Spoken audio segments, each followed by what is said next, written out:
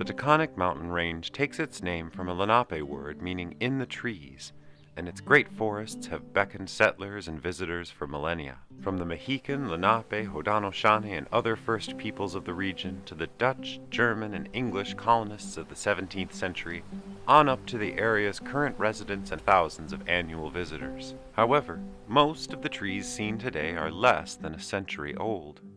For most of the 1800s, Copake Falls was not just a haven of recreation, but a thriving hub of industry. Its ancient forests once felled to fuel mighty furnaces. If you know what to look for, you can still spot signs of Copake Falls' industrial past. Clues pointing to 2 centuries of revolutionary transformation, from forest to ironworks and back again.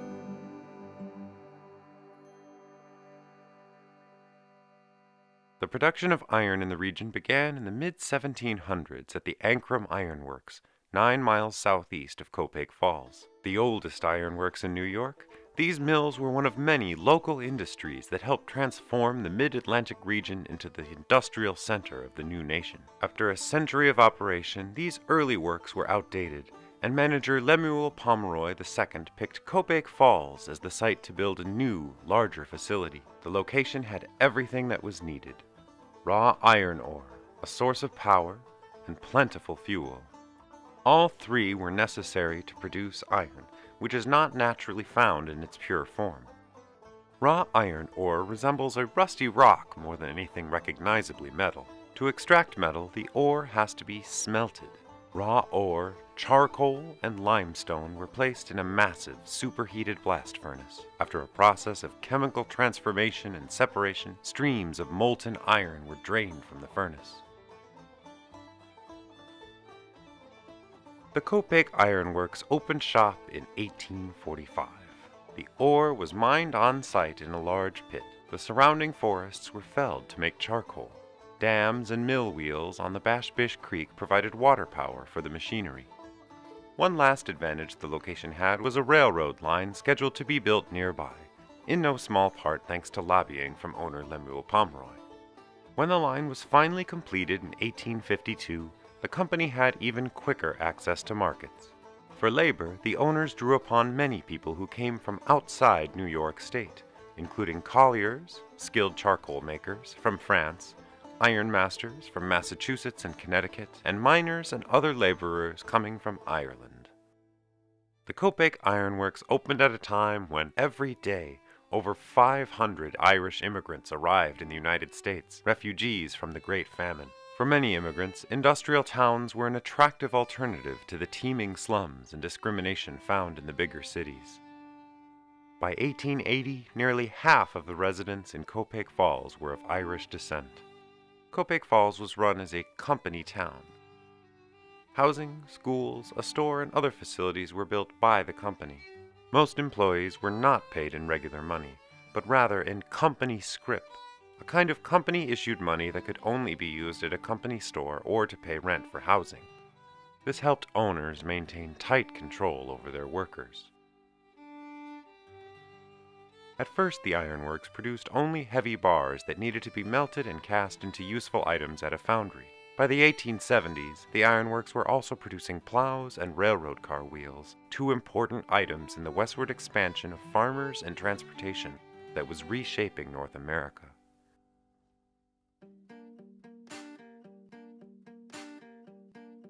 Over 58 years of operation, at least 1,000 acres of nearby forest were cut down to fuel the Copake Ironworks, drastically altering the landscape.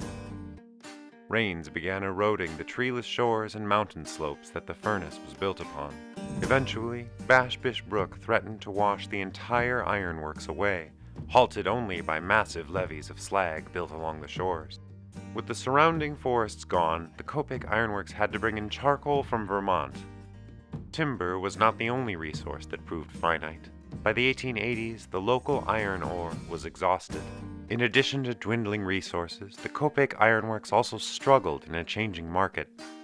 Regional industries across the country were either closing down or being swallowed up by corporate behemoths such as Carnegie Steel. In a new era of bigger and bigger businesses, it was difficult for any manufacturer to survive if it did not operate on a national, or even global scale. In 1903, the Copake Iron Works, its resources tapped and unable to compete in the broader markets, was shut down. Some of the company's houses were sold off to their residents, while the industrial works fell into disrepair. The surrounding landscape began to change rapidly once again. By the 1920s, the automobile helped fuel a surge of interest in recreational travel and rising demand for public parklands. The taxpayers of New York State voted to fund a massive new park system, and wealthy patrons such as Francis and Ellen Masters donated huge parcels of land. The last owner of the Copake Iron Works chose this moment to sell his lands as well, adding to what would become Copake State Park. Overseeing the creation of the park was a new commission that included an up-and-coming politician named Franklin Delano Roosevelt. When Roosevelt became president, he did not forget about the New York parklands only 40 miles north of his home in Hyde Park. And of course, I'm a tremendous enthusiast on planting idle land and vacant acres, because with my own eyes I have seen these trees growing. Some of them that I put in 20 years ago are almost as high as a house at the present time.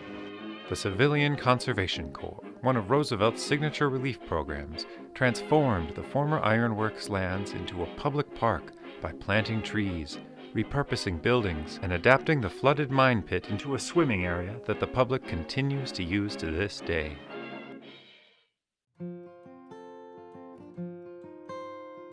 Today, over 200,000 people visit Copake State Park each year to enjoy its scenic beauty and recreational delights. More attention is also being paid to Copake Falls' days as a company town. The group Friends of Copake State Park was formed to preserve, stabilize, and interpret the Copake Ironworks historic site. In 2007, the Copake Ironworks was listed on the National and State Register of Historic Places and designated a National Heritage Area site in the Hudson Valley in 2016. Today, reminders of the region's industrial past coexist with lush green forests, scenic trailways, and the magnificent Bash Bish Falls. Thank you for coming, and enjoy your visit among these historic and natural wonders found in Copake State Park.